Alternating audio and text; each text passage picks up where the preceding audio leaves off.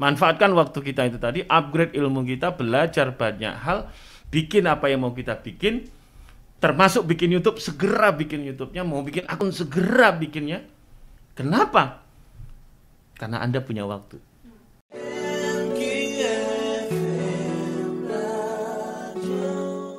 Tapi tahukah Anda, terkadang resolusi kita tiap tahunnya itu saja. Tahun 2019 misalnya, kita punya resolusi untuk lebih rajin. Nah, kemudian ternyata sepanjang tahun 2019 kemarin misalnya, itu sepertinya kok masih sama saja ya, hanya jalan di tempat. Kemudian berganti tahun 2020, kok masih sama lagi, ganti lagi 2021, kok belum berubah, dan akhirnya kita masuk di gerbang baru 2022. Apakah ini akan menjadi tahun yang sama lagi, yang gitu-gitu aja resolusinya, atau kita akan mengubah resolusi itu menjadi satu tingkat di atas ya sahabat MK?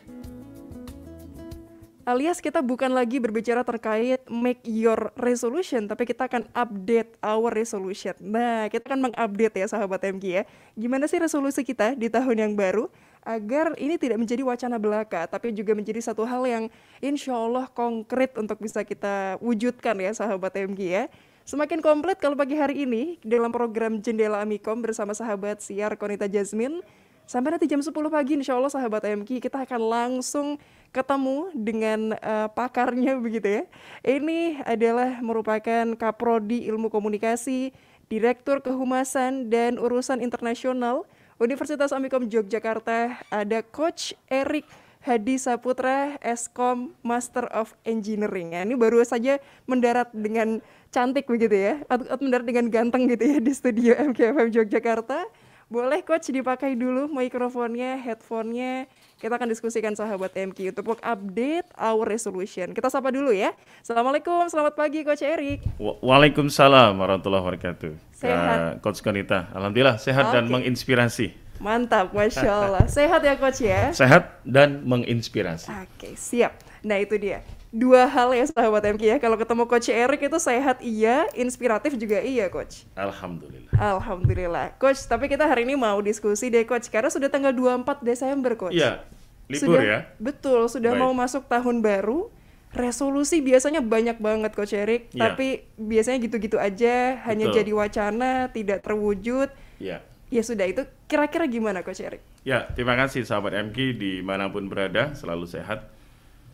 Penuh kebaikan, lancar semua urusan, tercapai cita-cita. Yang belum menikah, tahun depan insya Allah menikah. Amin.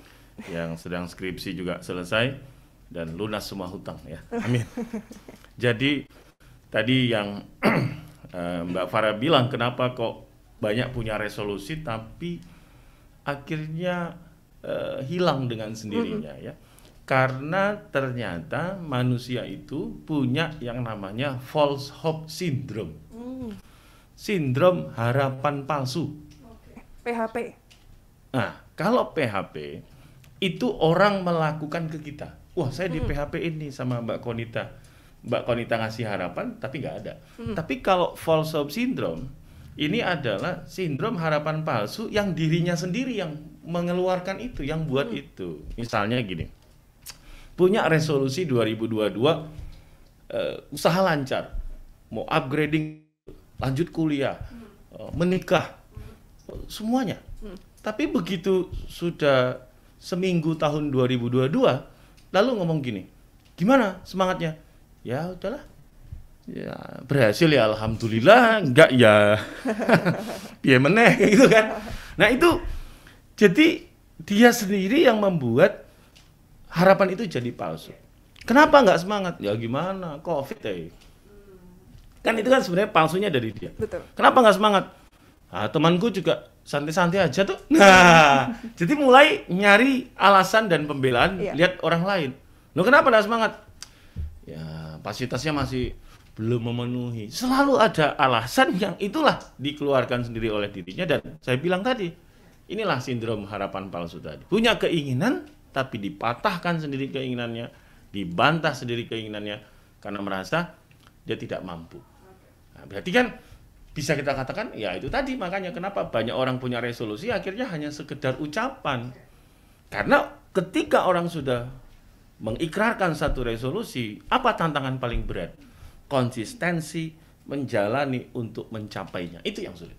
Karena energinya di situ. Iya. Apalagi kalau bilang, wah, lagi nunggu semangat ini, lagi nunggu motivasi, Lagi nunggu mood gitu ya Coach lagi ya? nunggu mood. Padahal yang namanya mood, motivasi, ya sesuai dengan prinsip momentum, dia itu tidak akan pernah datang di awal, Coach. Akan pernah. Motivasi itu selalu mendorong kalau kita melakukan. Jadi kalau nunggu motivasi datang, nggak datang-datang dia. Nunggu mood datang, oh kapan moodnya datang? Tahun depan. Tahun depan lagi ya. Maka paling enak itu adalah ya kita harus berjalan, lakukan terus. Nanti setelah melakukan, ketika kita relax, enjoy, bahkan tenang ya melakukan itu, nanti motivasinya dorong. Kayak menulis lah. Kenapa ada orang menulis di media itu setengah jam bisa selesai? Ada yang 1 jam selesai. Tapi ada yang seminggu tidak selesai. Bahkan ada yang jadi kolumnis sebulan sekali. Belum tentu juga bisa menyelesaikan tulisannya. Kenapa? Karena nunggu mood kapan nulis. Padahal moodnya nggak akan pernah datang kalau ditunggu di awal. Ya ngetik aja. Apa yang diketik? Pokoknya ketik aja. Nanti 15 menit setelah ngetik. Sudah mulai rileks. Itu dorong, Coach. Seakan-akan ide itu selalu ada. Moodnya muncul. Muncul. Jadi mood itu muncul kalau kita lakukan. Oke.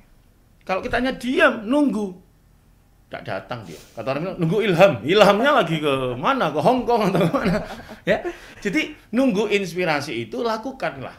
Kerjakanlah. Maka dengan sendiri dia akan mendorong untuk bisa dapat kita lakukan. Maka ketika kita buat satu resolusi, kita mampu meraih itu karena kita bergerak untuk menuju ke sana. Gitu, Coach. Oke, siap Coach. Baik, itu karena permasalahan kita-kita ya Coach ya? Iya. Karena sukanya macem-macem begitu ya, kemudian tapi entar dulu deh. Nah Baik. itu Coach masalahnya, penyakit entar dulu deh. Iya. Sekarang masih ngumpulin mood tadi, itu emang luar biasa permasalahan kita-kita Coach. Tapi yang jadi masalah adalah kadang kebanyakan dari kita sudah siap dengan resolusi, Baik. bertumpuk-tumpuk, Iya. tapi kayak katanya kok abot gitu. Akhirnya ya wes yang realistis aja. Itu sebetulnya ketika kita bikin resolusi nih Coach. Iya. Gimana sih? Berat itu kan karena kita sendiri yang mengatakan itu berat. Jadi semuanya bergantung kepada cara kita memandang sebenarnya. Oke. Susah itu ya di pikiran kita, senang itu ya di pikiran kita. Nah, tinggal yang sedang menguasai kita yang mana ini, yang di pikiran ini. Kalau yang menguasai yang berat, maka semua aktivitas itu bisa jadi berat, loh. Mengajar itu bisa jadi berat. Iya. Bahkan bersih-bersih rumah aja bisa jadi berat. Karena di sininya memang sudah males gitu loh, udah nggak nyaman. Melakukan apapun maka nggak nyaman. Nah, gimana caranya supaya kita terus konsisten mau melakukan ini? Ya, kita harus menghadirkan suasana yang happy. Happiness, udahlah, nggak usah banyak mikir, lakuin aja. Kalau kamu nggak lakuin sekarang, kamu pasti akan melakukannya besok kan? Sama aja. Sama aja tuh. Sama seperti saya kemarin ketemu sama ada staf yang lulus D3, kemudian lanjut 1. Ya. Ya kan? Itu saya bilang gini, nanti kalau sudah lulus S1, langsung S2, saya bilang gitu. Loh kenapa Pak? Karena kalau kamu nggak ngambil S2 sekarang, 5 tahun lagi kamu pasti akan sekolah S2 juga. Udah sekarang aja sekalian. Karena ternyata yang benar itu ternyata. Ketika dia sudah bekerja, ada challenge, ya udah lanjut aja terus. Karena kalau nggak sekarang, kamu 5 tahun pasti akan sekolah. Dan pada saat itu anakmu udah besar. Sekarang anakmu lagi baby. Lanjutkan aja, sekalian, selesaikan. Ya. Supaya apa? Supaya ya kamu geraknya terus saja. Nunggu, nantilah lagi, bentar lagi. Ya, itu yang pernah ya kita alami sendiri. Misalnya, ntar aja lah ini juga besok. Bisa kok. Setelah akhirnya kita mau melakukannya lagi, apa yang terjadi? Energinya lebih berat lagi kan. Seperti Betul. kayak mendayung becak itu. Kenapa kalau sudah jalan, kadang-kadang Pak becak itu malas ngerem. Ya, kalau nabrakin aja gitu ya. Karena kalau udah ngerem, Itu untuk ngangkatnya lagi. ya kan mendayu lagi kan energinya lebih besar lagi. Betul. Sama ketika orang sudah stop kayak mahasiswa nyusun skripsi ya. Kemudian dia udah sampai bab 3 berhenti. Begitu dia berhenti, ntar aja lah udah bab 3. Dia baru mulai lagi 6 bulan kemudian, 3 bulan kemudian. Memulainya lagi sama energinya seperti mulai di awal. Maka kalau udah mulai gini, udah teruskan gerak. Ini yang menjaga gerakan. Kenapa jadi sulit? Karena menjaga konsistensi gerak ini lah gitu loh, Coach. Oke. Ini yang akhirnya orang tidak semua bisa Iya. konsisten. Kok aku gerak terus? Kapan aku kayak di TikTok liburan atau gitu kan? Liburan itu boleh, tapi coffee break aja. Tahu coffee break ya? Iya, Coffee betul, break itu Pak. ya setengah jam. Iya. Jangan liburan 1 bulan. Nah, kalau itu ya kita berusaha untuk lakukan, maka resolusi yang mau kita lakukan tadi itu jadi bersemangat kan. Karena kita break, tapi breaknya nggak Nggak lama-lama. lama-lama. Ya udah break udah cukup nih energinya, lanjut lagi kayak gitu. Ibarat dalam pelatihan lah. Coffee break kan bukan artinya istirahat tidur lalu Pulang. orang hanya untuk mengembalikan energi lagi, refresh lagi, kemudian memunculkan ide baru dan semangat baru. Itu, Coach. Oke, siap Coach. Istirahatnya sebentar aja Coffee ya. break aja. Coffee break aja Coffee sahabat break. MQ. Jangan lama-lama, Jangan nanti tidak lama-lama. mager ya Coach ya buat Iya. masuk lagi ya. Malas gerak kan? Iya betul, malas Sama gerak. seperti mahasiswa yang kuliah PTM. Mm-mm. Di fakultas itu banyak yang nanya ke saya, Pak Erik, kapan kuliah offline? Mhm. Kapan offline? Terus nanya tuh, Coach.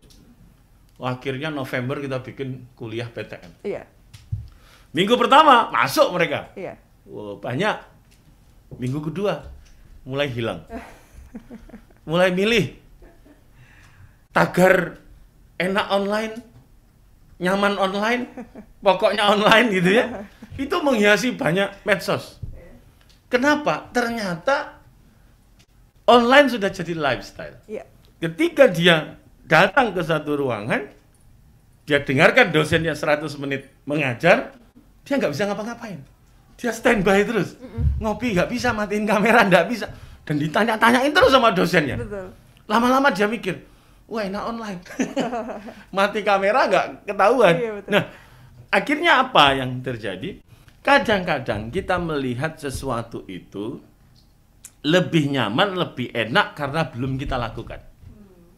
Iya. Padahal kalau kita melakukannya, ternyata yang kita kerjakan itu sebenarnya sudah baik, tapi kita kadang terpengaruh dengan orang lain. Kalau terpengaruhnya sesuatu yang baik, tidak masalah, karena itu bagus. Jadi orang akan cenderung melihat apa yang belum pernah dia lakukan. Seorang anak yang biasa diantar pakai mobil, apa yang dia minta ketika ke sekolah? Diantar naik motor. Kenapa? Karena dia belum pernah naik motor. Penasaran. Dia pengen diantar naik motor. Nah, orang yang biasa naik motor, mesti suatu saat pengen sekali diantar naik mobil. Oh, kayaknya naik mobil enak ya. Nah, yang punya mobil, kayaknya naik motor enak ya. Kayaknya naik sepeda seru deh. Karena dia belum pernah coba. Nah, itulah sebenarnya. Nah, makanya tadi tantangan terbesar resolusi ini adalah konsistensi kita untuk bergerak menuju ke arah yang mau kita raih tadi itu. Nah, ini yang harus kita picu semangatnya gitu. Baik. Karena konsisten atau istiqomah itu sulit ya Coach ya. Dalam Ya. hal apapun, ibadah iya gitu kan, untuk mencari dan rezeki juga harus konsisten tuh kadang sulitnya di situ ya. Iya, mencintai juga, konsisten juga, Ya, itu tantangan. Masya Allah. 95% Pak yakin. Wah, ya udah kan berarti dia mantap. 100% yakin Pak. Boleh aja. Oke. Nah, kalau sudah begitu, kita udah tahu kita mau melakukan apa. Apa yang harus kita lakukan. Nah, kalau sudah ketemu, balik lagi. Apa saja yang harus Anda lakukan untuk meraih itu?